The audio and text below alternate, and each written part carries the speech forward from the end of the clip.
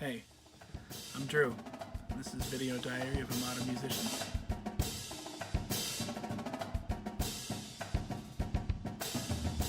So I love marching band. I totally nerd out on it. I love drum corps, and I loved my time marching in college, and then also being able to be a TA and teach marching band in grad school.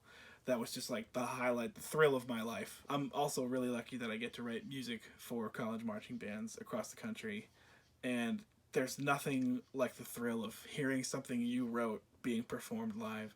It's just indescribable.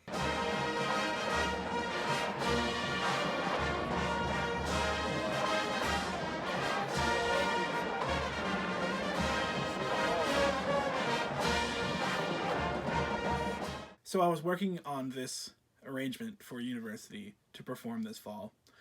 Well, or next fall, or in the spring. I don't know. I was working on this music for a marching band to play at some point in the future, and I thought it'd be cool if I could do this in 20 minutes. Plot twist, I couldn't. I didn't want to put that constraint on me because I was under a time crunch and I didn't want to try and do something that was going to be half-assed. But I wanted to see what I could do in 20 minutes, especially if I really stretched myself. So I did this arrangement, and now I'm going to give a play-by-play of what I was thinking in my head. Because if I tried to explain what I was doing as I was doing it, I was just going to lose time. So I really tried to make this as quickly as I could. I wasn't really concerned about what it looked like, or sometimes even how it sounded, as long as it sounded okay. So now I'm going to give a play-by-play of what I did while I was arranging this. All right, I'm going to start the timer. All right, here we go. So I wanted to figure out a way to get that opening guitar lick, and so I decided to put it in the trumpets. I highly recommend going to listen to this song if you don't know it, so you can kind of listen to my thought process as I go through this. But it has like a kind of syncopated boo-doo-dee-doo-doo-dee-doo-doo-doo-ding. So I wanted to figure out a way to kind of stagger that between all of the parts. So right now I'm trying to fill in like every eighth note somehow, which means sometimes the trumpet parts, like the first trumpet part, is going to end up being it's kind of a lot. When they have it, I don't know, 16 times in a row. But I was trying to do this in 20 minutes, so that's why it's just copied and pasted. You'll see me copy and paste it. Oh, I also work in Panorama because I don't want to worry about any sort of editing the parts and trying to make them look nice. I'm just trying to get the notes in. Alright, so we're going to give the melody to the mellophones, appropriately enough. I love a good mellophone part. Oof. I don't like how I wrote that, though. Definitely don't recommend writing two dotted eighth notes next to each other. But, I like the dotted eighth 16th tied to a quarter note better. It just looks a little clearer. But, in terms of speed, you can't be just typing the same thing twice, so that's why I was going for that. So that'll probably happen a few times where I didn't really think about how it looked and I was just trying to get it to sound right. But yeah, so this is just like the main melody. I think I'm going to double it here in like the saxophones, both saxophone parts. I said, ooh, ooh. Yeah. And then copy that bar because it's the same thing. So I utilize copy and paste a whole bunch in this, especially when it comes to putting in the woodwind parts. You'll notice that I tend to focus mainly on the brass and not really on the woodwinds because honestly, and I know this is going to pain some of you woodwind players out there, but in a stadium filled with thousands of people, no one can hear you. Maybe if it's like a really high piccolo part or clarinet part that's like a flurry of 16 notes or something, but it's not really feasible to hear the clarinets and saxophones and piccolos. So I wanted to bring in the tuba here, but I'm going to do it a little sneakily. You'll notice that I think I'm going to add a piano dynamic right here. Looks like I thought about copying the baritones, but oh yeah, I'm going to slowly kind of bring in the low brass sort of sneakily, and then they break into a chord, and then that's going to lead into like the first kind of bigger moment, yeah, of this thing, which, yes, and I normally would do this all the time, but yeah, trying to make these parts kind of flow seamlessly into the next transition. So like trumpet 2 going into measure 11 there. It wouldn't make sense to have an eighth note. So this is going to be like the main kind of chord. I guess it might be a guitar, like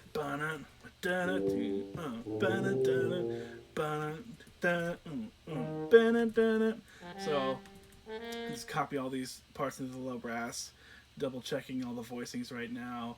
That last voicing does look a little high, so I'm going to bring it down kind of one, I don't even know what to call them, shelf, one voicing down. What do you guys call that? And then I wanted to put there's kind of like a high rhythm guitar, or I guess maybe lead guitar, that's like, and that is not going to look pretty. As you can see, that looks terrible. It's impossible to sight read. So, and like you could hear my frustrations doing this. That looks really, really rough. But that's the rhythm. And copy that into the woodwinds. Nice and high piccolo. I probably could have put that up another octave in the clarinets and it would have been okay, but oh yeah, I see what I'm doing now.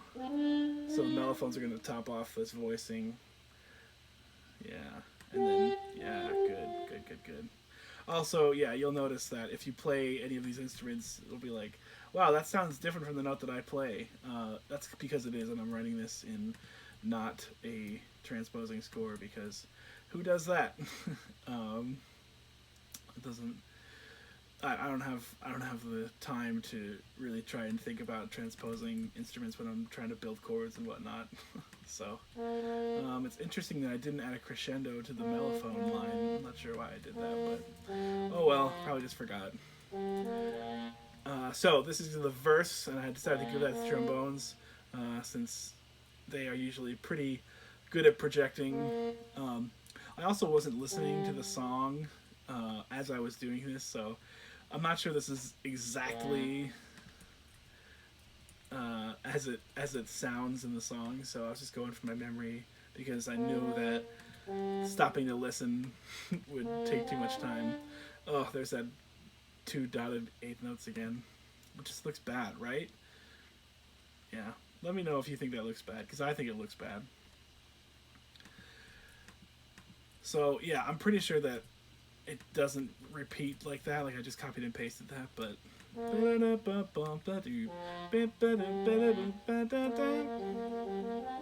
you can see me checking the pitches. That's funny.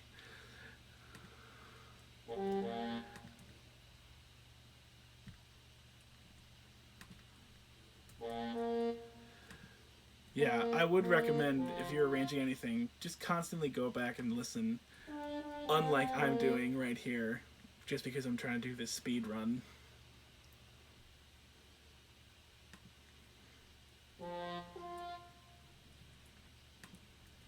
You can hear my brain trying to think if I did that right, but I think I did.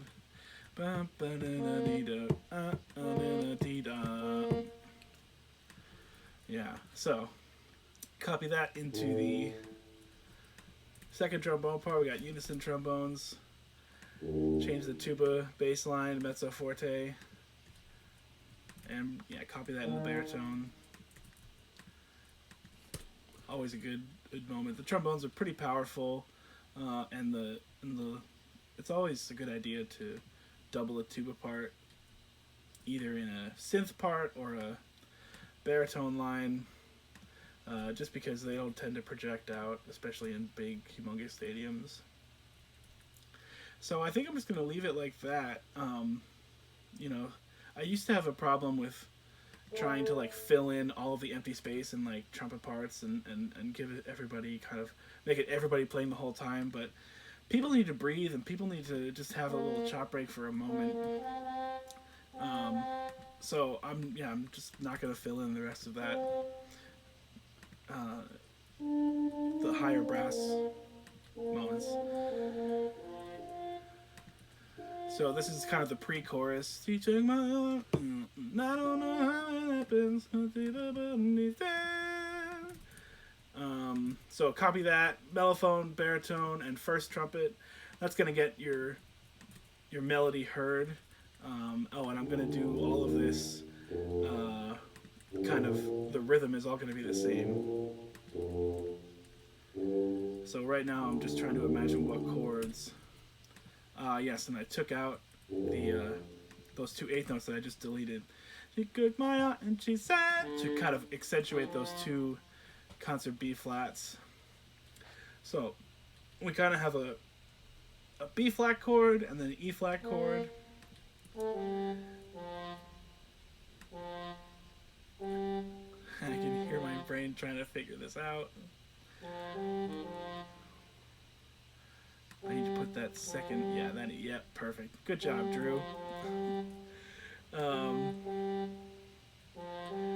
So we have, So the tuba line doesn't necessarily have to be the root all the time. That was also another problem that I always had. I was like, well, the bass line always has to be the root. It's like, no, like, let it just have a good melody, actually, and that would be much better than trying to force, a root.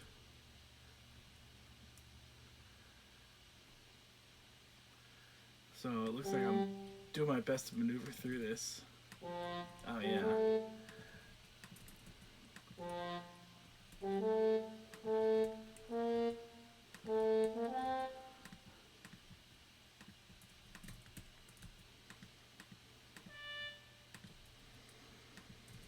I also, try and copy the trombone parts.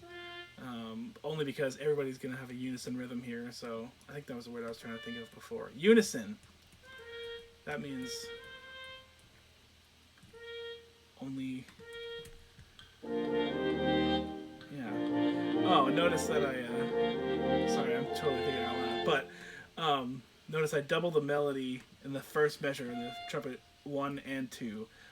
Really because there wasn't another note to choose from, so that's also fine in my book. Also, take all of what I say with a grain of salt because there's no be-all, end-all to marching band. So I'm going to copy the mellophone part from the beginning because that is the melody.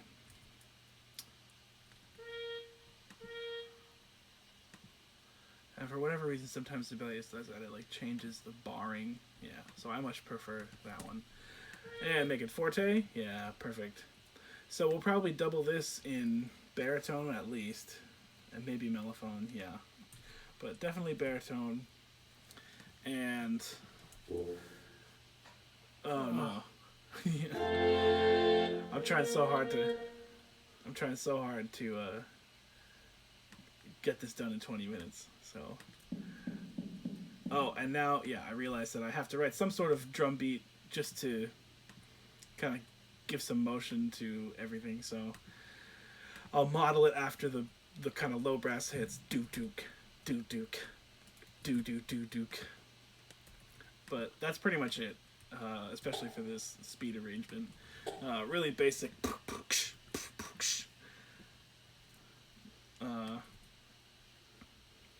And that's it. I highly recommend doing as many drum cues as you possibly can if you're actually arranging something. I think the percussion person, all the percussion people that I've worked with kind of enjoy that because it kind of gives them an idea of what you have in your head instead of them trying to just guess. So bass line, B flat, E flat, G flat, F, and those are all roots. And then I decided that I should put the third in the root on that third measure. That's a little pun there for all of you pun enthusiasts out there.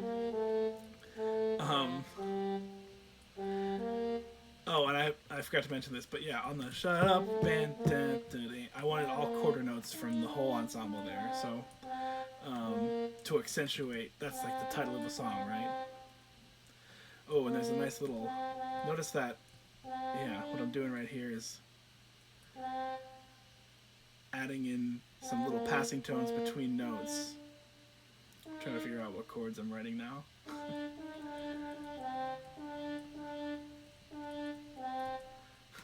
Okay, now that that's over, there's little passing notes there that the trombones. Um, it's really nice to have those kind of moments, uh, because you don't want to just have kind of the same rhythm everywhere. Even though this is it's pretty much the same rhythm. It just gives other people places to breathe, and you can accentuate different notes, and it's just good to have good part writing. We'll leave it at that. So this is me just figuring out what chords we're doing and moving all the notes. This is really typically how I do it. I just kind of go in general, until I find the right notes. And you notice that I left the trombone 2 part kind of open, because I want them to hold across, bum bum bum bum, or maybe not hold across, but they have a place to breathe, while everybody else plays that quarter note on beat 4. I think this is me attempting to write a mellophone line right now, and I think I just abandoned it. Typically I would do this, but because I was trying to do a speed run, I was like, this is not going to work for me. So I think I eventually changed that and just put it into a doubling of the melody. Yeah, this is me like trying to justify. I'm like, oh, I'll put a slur there, and yeah, it's just not going to work out. But typically, it would be good to have a little counter motion there, a little counter line. But for the sake of this arrangement and me not having to think too hard, I'll just leave it doubling the melody. And now we'll copy all the brass parts into the woodwind parts, because that's how marching band works.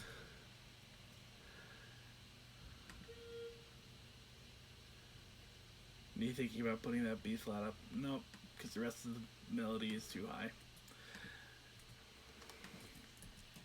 And I tend to write.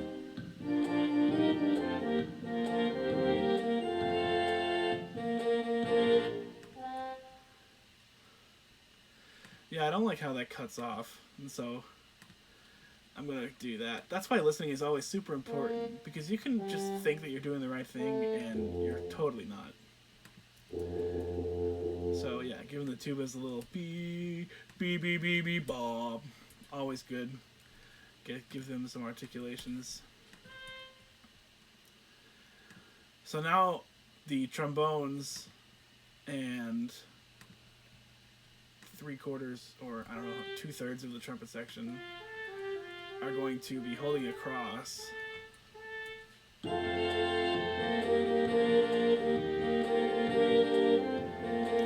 Not the best voice leading in the trumpet 3, but what are you gonna do?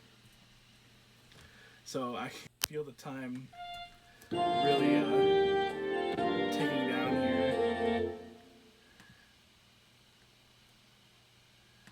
So I'm trying to figure out how to finish this arrangement up.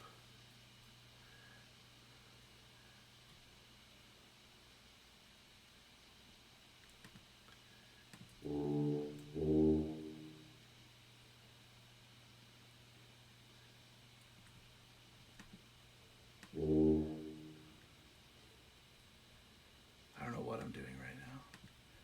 Yeah. Yes, I copy this. Yes, and then paste. And then I think I'm going to revoice some of this. So let's just take out all the trumpets. Oh, yes, that's right. And then I give the trombones a little moment. Down an octave. Ooh, ooh, shut up and dance with me.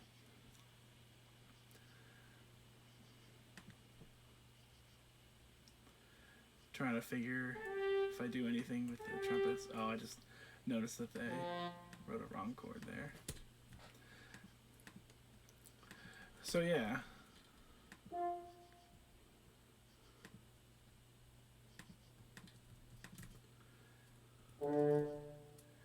So I don't really I didn't really want to have the baritones to have to play right on the downbeat of that bar. because they just played bum bum bum ba da, and that's like, you need a little space for the melody to kind of breathe. Um, a quarter rest isn't that much, but I'll take it for right now. Ba-da, bum, bum, ba-da, ba-da. That's not too bad, but. And then the trumpets are going to kind of mimic that. Be ba da. Because they're just playing quarter notes in the bar before, which is totally fine.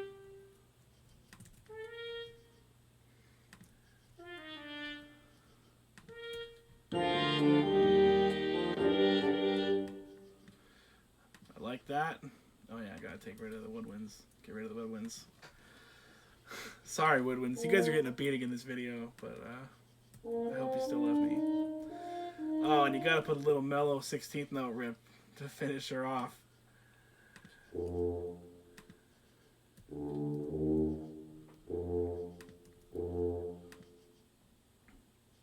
Time is a ticking. Not sure I'm gonna get this all the way done.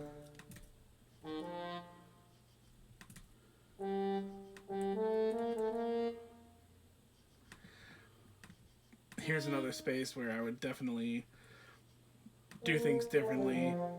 See how the trombones end bar, what is that, 36, with those 2/8 notes. I would rather give them some sort of break before they had to play again, but in the heat of the moment.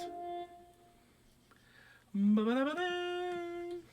what am I gonna do? No! You can hear my frustration. Alright. So I'm gonna finish this up. We almost made it. This is the last 2 measures here. I'm like so defeated. Slowly just make that a whole note. Yeah, there you go. Good job. And then do some sort of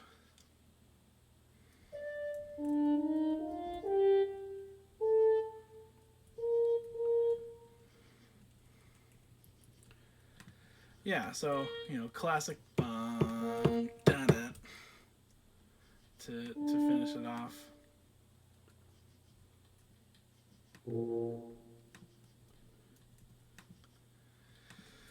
Love me fortissimo too. I really want to get rid of that. See how the bar of rest is off in the trumpet part? Second trumpet part, or first trumpet part? That's really annoying me. I need to change that. Haha, alright, good. So yeah, woodwinds double the first trumpet, or whatever melody kind of thing. And so if the mellophones had that 8th note run, I could put that up an octave, right?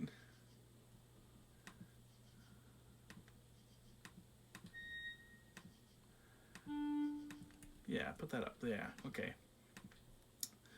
So, and then I'm going to just put the drums here, tack on a short little drum tag.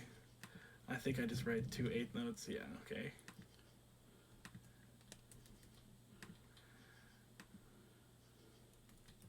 And I think that's it. Put some accents on that. And that's our 20-minute arrangement. Let's listen.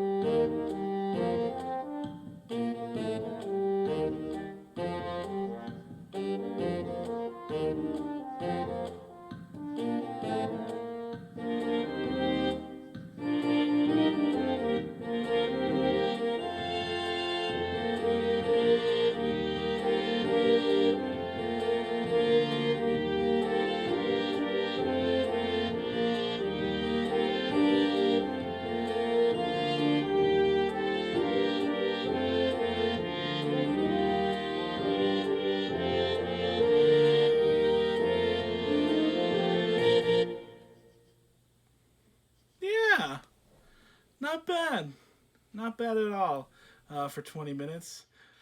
You know, there are definitely some things I would change, but, you know, all in all, I mean, I noticed a couple things. Some of the trumpet parts were copied and pasted the same notes, and I didn't mean to do that, but, you know, not bad. Not bad at all. So I hope you enjoyed this video and had fun listening to how my brain works when I write marching band music. I've received so many messages of support since announcing this new video series last week, so I can't thank y'all enough for that. It totally made my day every time somebody reached out. So yeah, thanks so much for watching, and make sure you hit subscribe and click the little bell to get a notification every time I upload a new video. I have new videos coming out every single Thursday, and if you want to support me even more, you can head over to my Patreon, patreon.com/DrewBonnerMusic. Big shout out to my newest patron, Sanjana Sandeep. You're the best. And if you're interested, $5 a month gives you early access to these videos and access to my entire library of quartet sheet music for educational purposes. So check that out. And yeah, thanks again for watching, and we'll see you next time.